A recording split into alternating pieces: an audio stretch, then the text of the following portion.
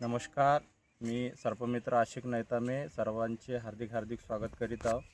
तर आज आमच्या गावाजवळ नेरला महादेव देवस्थान इथं सॉफ्टस्किल्ड वायपर मिळालेला आहे. खूप आनंदाची गोष्ट आहे. आता एवढ्या वर्षामध्ये 2दा रेस्क्यू झालेला आहे आणि हा लहान पिल्लू आहे.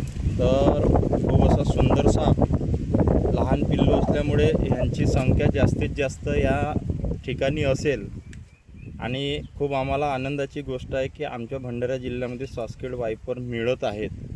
तर मित्रांनो, बघू शकता तुम्ही, याच्या डोक्यावर बाणाची खून ही याची ओळख आहे सापाची. आणि खूप सुंदर असा साप, हा छोटासाच आहे परंतु 1 फूटपर्यंत हा साप होत असतो. आणि ह्याची विशेषता म्हणजे एक की ह्याला भीती वाटल्यानंतर हा पूर्ण आपलं शरीर एकामेका स्वतःच्या अंगाला घासून आवाज काढीत असतो.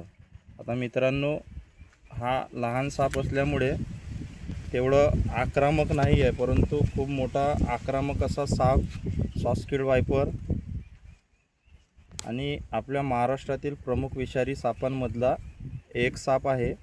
तर मित्रांनो, सर्वांना विनंती आहे की कुणाच्या घरात अथवा परिसरात अशा प्रकारचं साप आढळलं कृपया कोणी पकडण्याचा प्रयत्न करू नका, कारण साप विषारी आहे. कदाचित आपल्याला वाटते लहान साप आहे, परंतु जहाल विषारी साप आहे.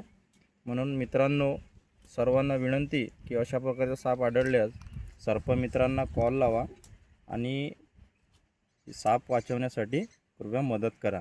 ज्यांनी अजूनपर्यंत माझ्या चॅनलला लाईक, शेअर आणि सबस्क्राईब केलं नसेल त्यांनी कृपया आशिक नैतामे सर्पमित्र अड्याळ या यूट्यूब चॅनलला जाऊन लाईक, शेअर आणि सबस्क्राईब करायला विसरू नका. मित्रांनो, धन्यवाद. जय लंकेश, जय सेवा. सर्पमित्र परिवार अड्याळ सर्वांचे हार्दिक स्वागत करीत आहे.